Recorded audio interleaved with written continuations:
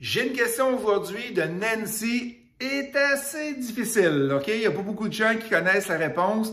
Qu'est-ce que ça veut dire un addendum du vendeur? Pas une déclaration du vendeur, c'est un addendum du vendeur.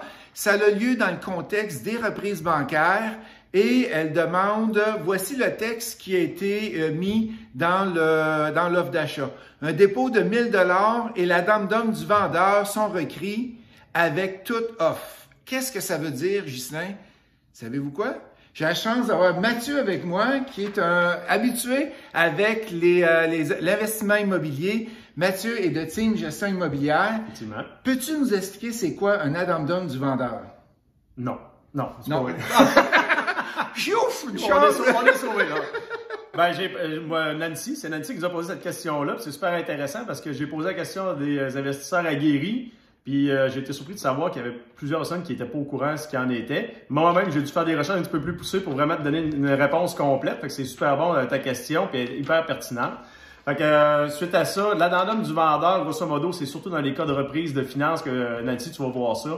C'est un ajout au contrat. C'est un ajout au contrat, c'est des détails que la banque va exiger dans l'offre d'achat. Grosso modo, à l'intérieur de ça, tu vas avoir le nom du vendeur, tu vas avoir aussi le montant de dépôt obligatoire, la façon que ce montant-là doit être déposé, c'est-à-dire soit un chèque certifié, un chèque visé, et des délais. Les délais qui restreignent la déposition de l'offre.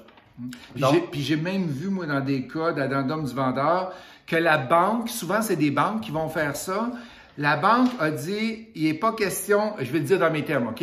Il n'est pas question que vous fassiez une inspection. Si vous voulez avoir une inspection, faites-les venir avant de faire votre offre d'achat.